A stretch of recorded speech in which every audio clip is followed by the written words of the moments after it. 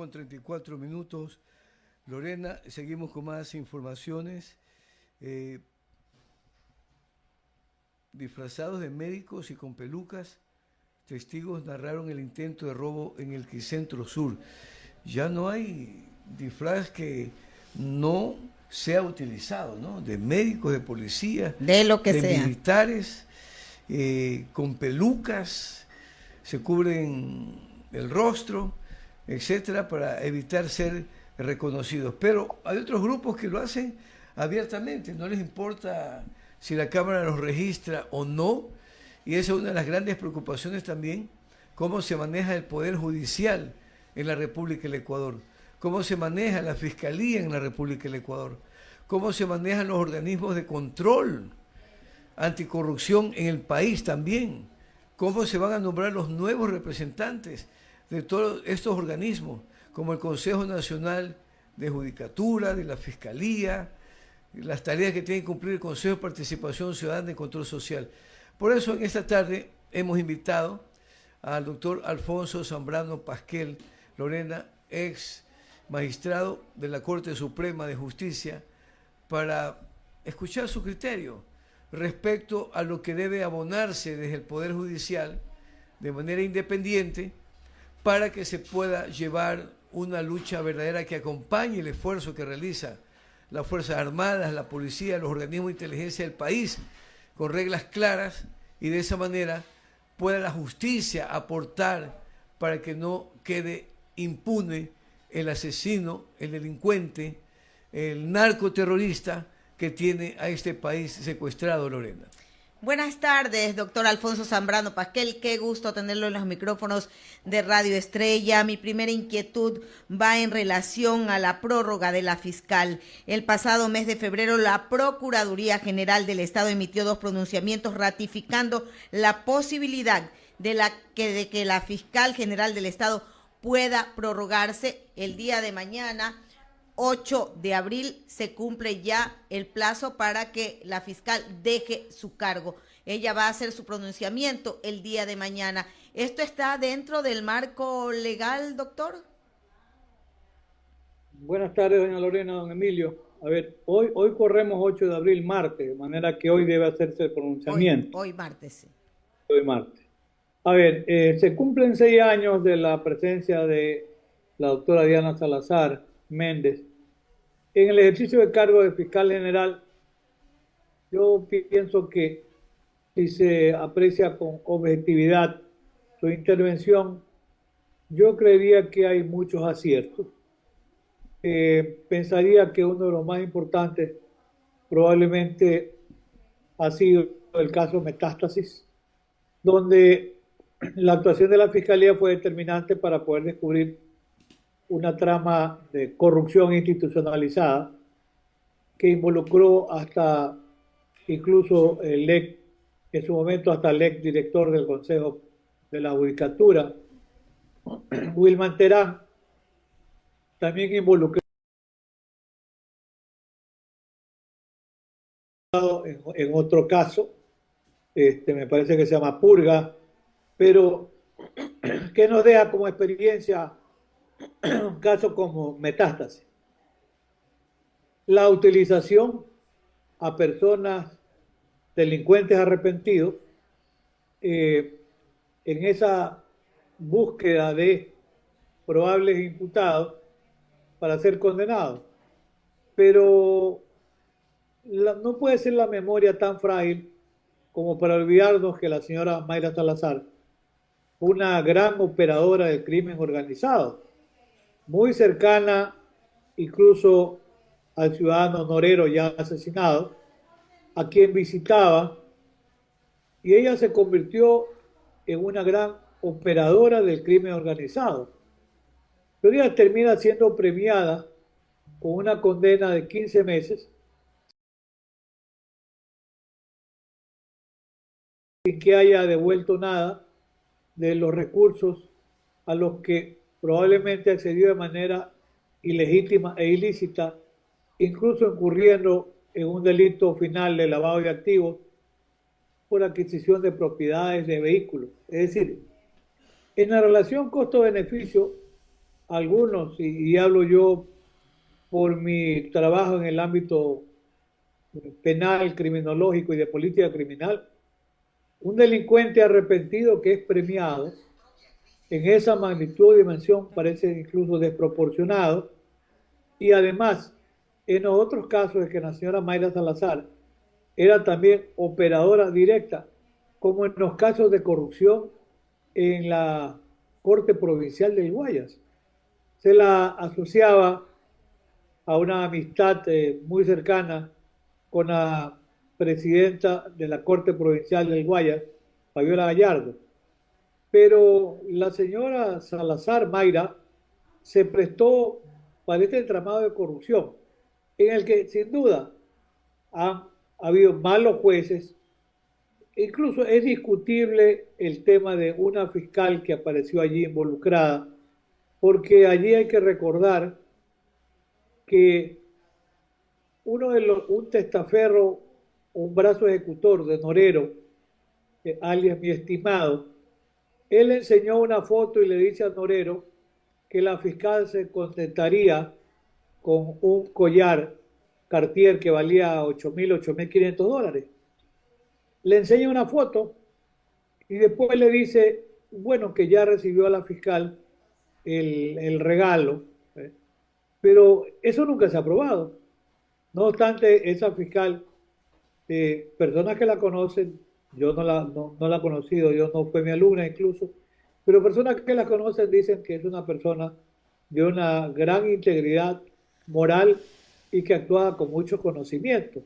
Entonces, hay que tener cuidado porque con esta presencia de los delincuentes arrepentidos, colaboradores eficaces, que lo utilizó y manipuló la Fiscalía General del Estado, con la doctora Diana Salazar como titular, utilizó a estos delincuentes arrepentidos y en un momento dado se crearon incluso falsos positivos y se terminó premiando. Doctor, por esa razón, doctor, lo interrumpo en esta parte, por esa razón creó mucha expectativa en el país el cumplimiento ya de los 6 años para los que estaba destinada a funcionar como fiscal general del Estado, la doctora Diana Salazar. En este periodo ha sido público y evidente que la actuación de la fiscal ha sido muy radical en contra de todas y cada una de las actividades cumplidas por el expresidente Rafael Correa Delgado, por representantes de su partido, por el ex vicepresidente Jorge Glass, etcétera, y prácticamente se convirtió en un brazo fuerte para la lucha contra el anticorreísmo en la República del Ecuador.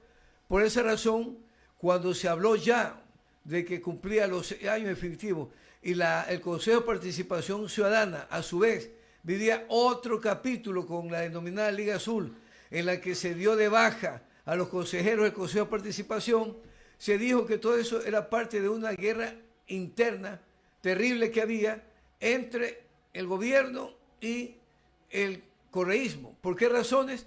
Por el proceso electoral que se avecina. Pero yo le quiero pedir, doctor, para darle mucha claridad a este tema, que es un tema muy delicado pero importante tratarlo, observemos este resumen de 1 minuto 46 segundos que emitió Ecuavisa, medio de comunicación, que informó sobre la actuación del Procurador General del Estado prorrogando las funciones de la doctora Diana Salazar. Veamos esta nota. De prorrogarse o no en su cargo. Mañana, Salazar cumple el periodo de 6 años para el que fue elegida, pero no tiene reemplazo. El concurso para designar a su sucesor se estancó en el Consejo de Participación, que enfrenta su propia crisis tras la destitución de 3 consejeros y el proceso penal del caso Ligados. Anticipando este escenario, el pasado 24 de febrero la fiscal consultó al procurador qué debe hacer si llega el fin de su periodo y no posesionan al siguiente fiscal. La Procuraduría respondió, la fiscal general del Estado puede desempeñar funciones prorrogadas hasta ser legalmente reemplazada, a fin de garantizar la representación institucional. El fiscal subrogante Wilson Toainga también debe seguir en funciones prorrogadas según la respuesta. Hay otros antecedentes de consultas resueltas por la la Procuraduría en 2017, 2024 y enero de 2025. Ha contestado que las funciones del Estado no pueden quedarse sin representante y en el caso del Consejo Nacional Electoral y el Consejo de la Judicatura resolvió que es legal la prórroga. Esa posibilidad también está clara en el Código Orgánico de la Función Judicial. Esa norma establece que el cargo de fiscal general se debe ejercer por una sola vez, sin posibilidad de reelección. Cumplido el periodo, la máxima autoridad podrá mantenerse en funciones prorrogadas hasta la designación de su reemplazo. Si Diana Salazar decide seguir al frente de la Fiscalía, su periodo se extenderá durante meses, pues el concurso apenas ha avanzado hasta el nombramiento de la veeduría que debe vigilar el proceso. Doctor, ¿sigue la guerra anticorreísta? Lamentablemente sí, usted mencionó el caso Soborno.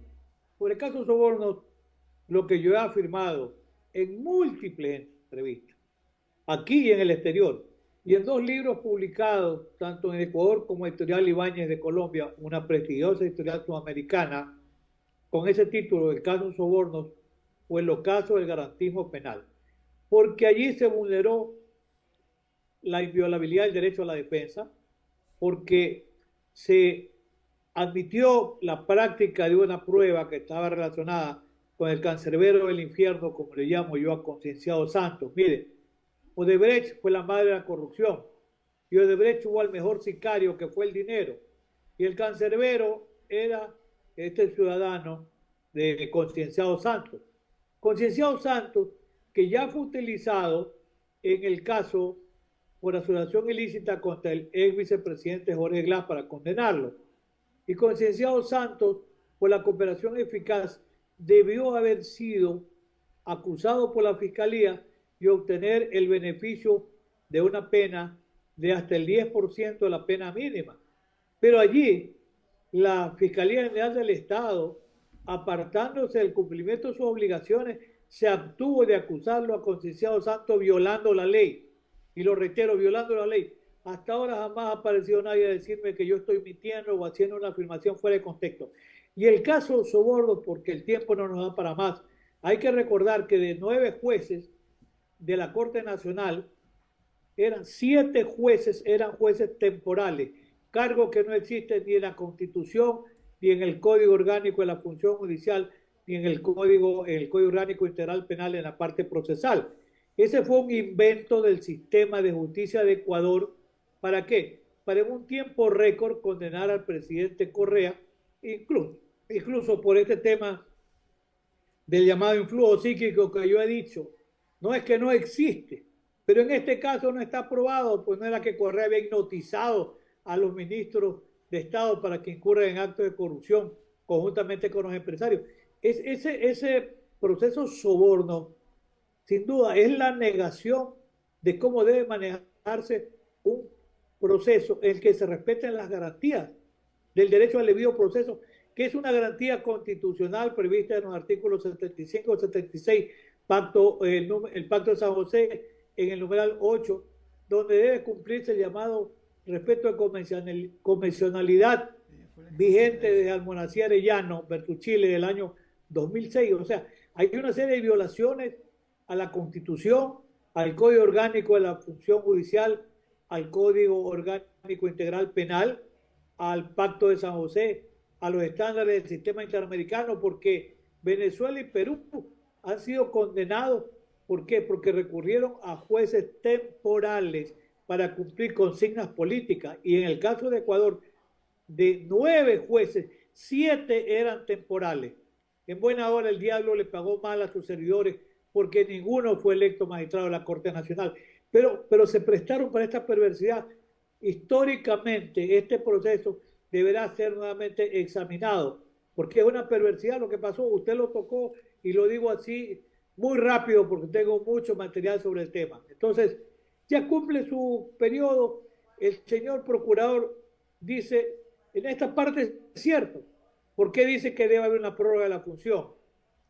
Ha habido la inacción, no sé si por torpeza o deliberada, en su momento un torpedeo que venía del Consejo de Participación Ciudadana, del Consejo de la Judicatura, para que no se designe oportunamente al nuevo fiscal general o a la nueva... Doctor, ahí hago un paréntesis. Hablando del Consejo de Participación Ciudadana, es ahí donde se debieron haber elegido las autoridades de control.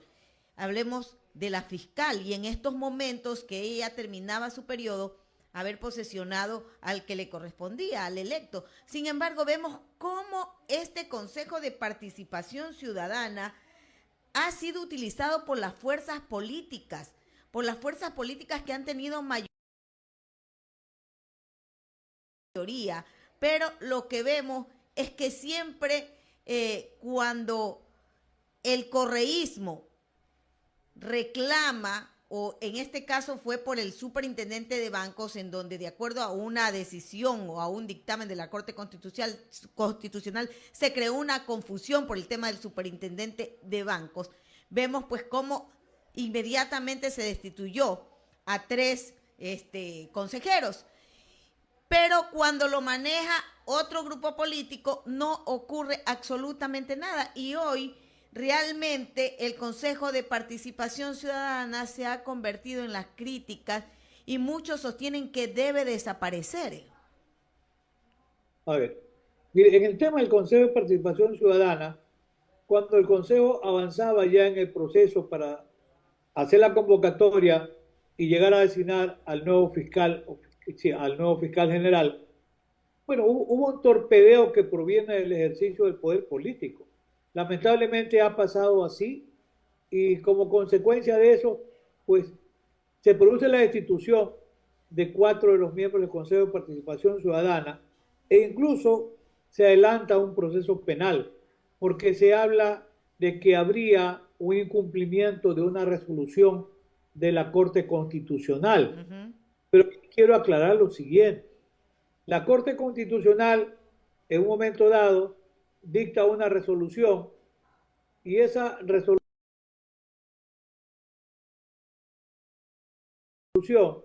en principio lleva a ¿qué?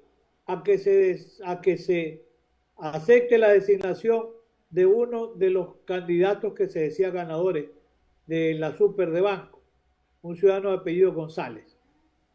Pero cuando el criterio de la Corte va en sentido contrario, el Consejo de Participación deja sin efecto ese nombramiento y designa al otro candidato supuestamente ganador. Pero que algo importantísimo. Si hay un incumplimiento de la sentencia de la Corte, lo que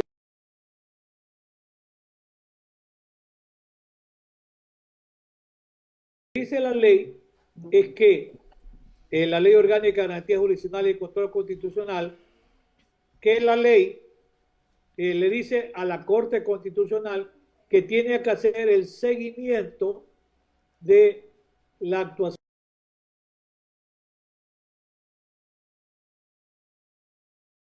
o de la sentencia. En este seguimiento, la Corte Constitucional y nada más que la Corte Constitucional tiene que determinar si hubo o no incumplimiento de su sentencia, pero esa resolución de la Corte no se ha dictado. Consecuentemente, no cabe un enjuiciamiento por incumplimiento de funciones.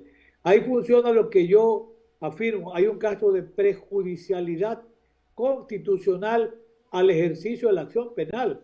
Es un obstáculo. La Corte Constitucional no ha calificado la actuación de los miembros del Consejo de Participación Ciudadana y Control Social como una acción que haya incumplido la sentencia. Por eso es que es abusivo y arbitrario ese procesamiento contra los miembros del Consejo de Participación Ciudadana y Control Social.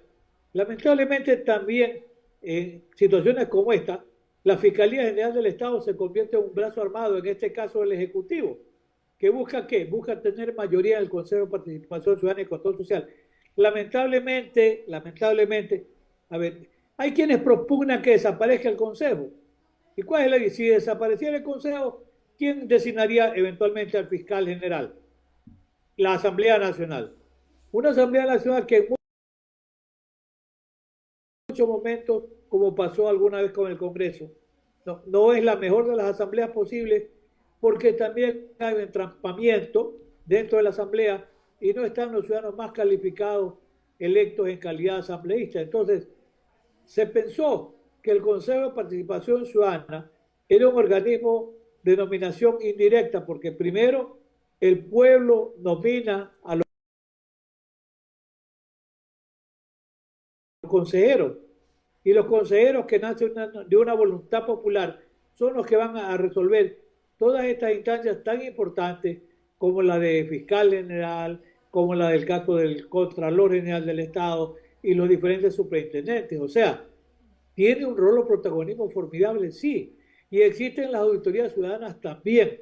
O sea, no es un órgano que actúa al margen del control ciudadano, pero se ha analizado su esencia y se convirtió también en un botín político aún en la hora presente. Doctor, ahora para finalizar, en 2 minutitos, doctor, que ya finalizamos, ha creado un debate intenso en el país la presencia de Eric Prince, mercenario, fundador de Blackwater, para enfrentar el crimen organizado, lo que ha desatado denuncias y críticas por la vinculación del gobierno con esa empresa. La pregunta del millón es, en este desorden en que todavía no tenemos realmente independientes las funciones del Estado, en que no tenemos claridad en la forma como se va a reorganizar cada institución, en que las fuerzas políticas están a la par en la Asamblea Nacional, añadirle a este personaje al Ecuador para ponerlo detrás de Fuerzas Armadas y Policía y realizar una labor de mercenario, eso no es poner una bomba de tiempo en la República del Ecuador para entre ecuatorianos enfrentarnos unos a otros ahora que se mezclan, y este ciudadano está acusado de haber mezclado en Irán precisamente sus actividades y acusado de 17 crímenes y salió de ese país. Mire, el ciudadano Eric Prince es reconocido como director de un grupo de mercenarios, es decir, gente capaz de matar por paga. Tiene un pésimo precedente en materia de violación de derechos humanos. Incluso él tiene fue contratado supuestamente para tumbar al gobierno de Maduro, no sé quién y cuánto le pagaron y tampoco consiguió el resultado. Y ahora aquí aparece en el Ecuador como un gran actor político. No sé cuánto dinero le está costando el Estado ecuatoriano para traer a un ciudadano que está vinculado con prácticas de mercenarismo y que además es un gran actor político porque está haciendo campaña al lado del ministro de Defensa y del ministro del Interior, pidiendo que voten por el candidato a presidente para evitar que, si gana la candidata Luisa González, se convierta el Ecuador en otra Venezuela. Es decir, a un ciudadano como este se le está pagando para que haga actividad política más allá de los actos repudiables de ofensa a la honra, a la dignidad y a la intimidad de la candidata, vinculándola incluso con una situación marital con el expresidente Rafael Correa. O sea, a ese nivel hemos llegado en el Ecuador.